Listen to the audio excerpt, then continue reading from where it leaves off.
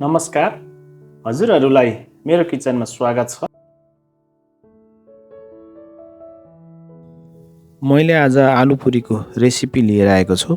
आउनुहोस् मिलेर सुरु गरौँ। सुरुमा हामीलाई आलुपुरीको लागि चाहिँ बोइल आलु चाहिन्छ। मैले यहाँ 3 पिस बोइल आलुलाई लिएको छु र बोक्रा छिलेर एउटा कोरेसाको सहायताले यसलाई मैले कोरेको छु। मसिनोतिरले हामीले यसलाई कोर्नु पर्दछ।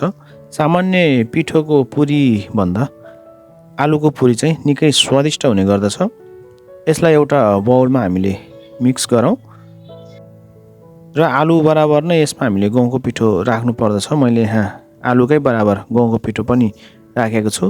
त्यस्तै मैले यसमा 1 चम्चा नुन पनि एड गरेँ। 1 चम्चा जिरा धनियाको पाउडर पनि मैले यसमा मिक्स गरेको छु र आधी चम्चा मैले यसमा बेसार पनि एड गरेँ र थोरै मैले जनो पनि लिएको छु। जनोलाई चाहिँ दुवै हातको हत्केलाले मिचेर मैले यसमा राखेको छु। यसरी मिचेर राख्नाले जनको फ्लेभर चाहिँ हाम्रो पुरीमा राम्रोसँग आउँछ। त्यस्तै मैले धनिया पनि राखेको छु। यो आधी मुठी धनिया छ, चप गरेको धनिया र हामीले यसमा अब आवश्यकता अनुसार पानी राख्छौँ। पानी राखेर चाहिँ हामीले एउटा डो तयारी गर्नु पर्दछ। हामीले रोटीकै जतिको सारो यसमा डो रेडी गर्नु पर्दछ। हजुरहरूले देख्न सक्नुहुन्छ डो पनि रेडी भइसकेको छ। डो चाहिँ यतिको बनाउनु होला। यसमा अब 2-4 थोपा तेल राखेर हामीले यसलाई ग्रिज गर्नु पर्दछ।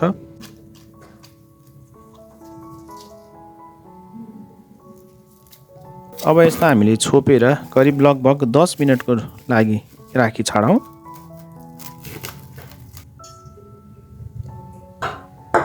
दस मिनट पनि भइसकेको छ। यसलाई एकचोटि अब हामीले निकालेर फेरि एकचोटि राम्रोसँग माड्नु पर्दछ। यसलाई चाहिँ हामीले अब सफ्ट हुने गरेर फेरि माड्नु पर्दछ।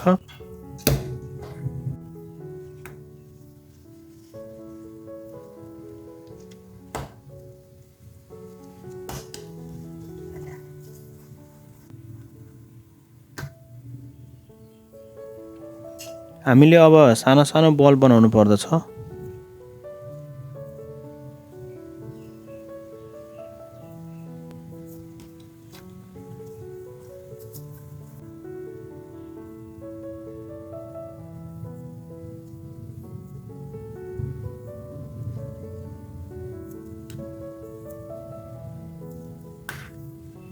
सबै डोको बल रेडी भइसकेको छ। यसमा अब हामीले दुवै हातको हत्केलाले यसलाई राम्रोसँग गोलो बनाएर हल्का थिच्नु पर्दछ। हजुरहरूले देख्न सक्नुहुन्छ।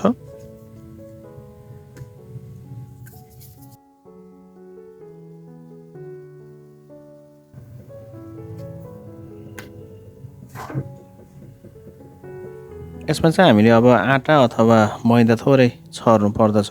यसरी छर्नुको अर्थ चाहिँ एक आपसमा यिनीहरू नटाँसियोस् भनेर हो।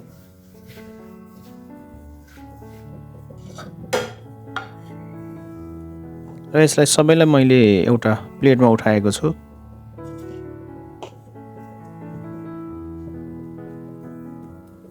अब हामीले एउटा बेलनाको सहायताले यसलाई रोटी तयारी गर्नु पर्दछ।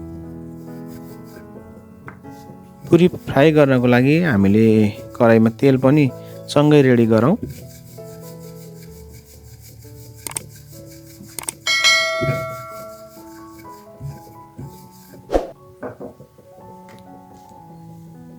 रोटी भन्दा पुरी चाहिँ हल्का हामीले बाक्लो बनाउनु पर्दछ। किनभने पुरी ज्यादै फुल्ने भएकोले यो फुट्ने सम्भावना ज्यादै हुन्छ। त्यसैले हामीले यसलाई हल्का बाक्लो बनाउनु पर्दछ।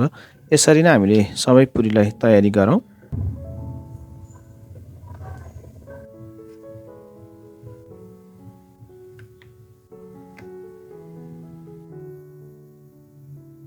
पुरी सबै तयारी भइसकेको छ। यता हाम्रो तेल पनि रेडी छ। अब हामीले पुरीलाई फ्राई गर्नुपर्छ र मैले पुरीलाई फ्राई गरेको छु। हजुरहरूले देख्न सक्नुहुन्छ।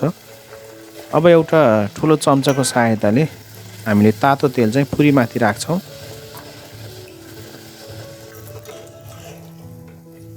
यसरी पुरीमाथि तातो तेल राख्नाले पुरी राम्रोसँग फुल्छ। हजुरहरूले देख्न सक्नुहुन्छ।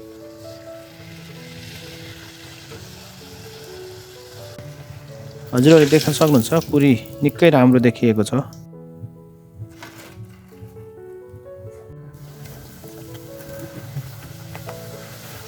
र यसरी नै सबै पुरीलाई हामीले एक एक गरेर राख्छौँ। पुरी हालिसकेपछि हामीले हल्का हातले पुरीलाई पहिला तेलमा दबाउनु पर्दछ र पछि तातो तेल हामीले पुरीमाथि राख्नु पर्दछ। यसो गर्नाले सबै पुरी फुल्छ राम्रोसँग।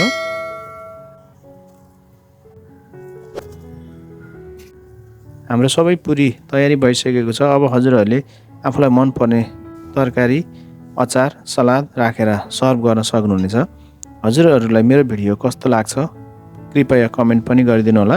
अहिलेसम्म मेरो च्यानललाई सब्सक्राइब गर्नुभएको छैन भने प्लिज च्यानललाई सब्सक्राइब पनि गरिदिनु होला र भिडियोलाई साथीभाइहरू माझ पुर्याउन लाइक, सेयर र कमेन्ट पनि गरिदिनु होला। आगामी दिनहरूमा पनि यस्तै नयाँ भिडियो लिएर अवश्य आउनेछु। त्यतिन्जेलसम्मको लागि हजुरहरूसँग बिदा चाहन्छु। हस्त, धन्यवाद।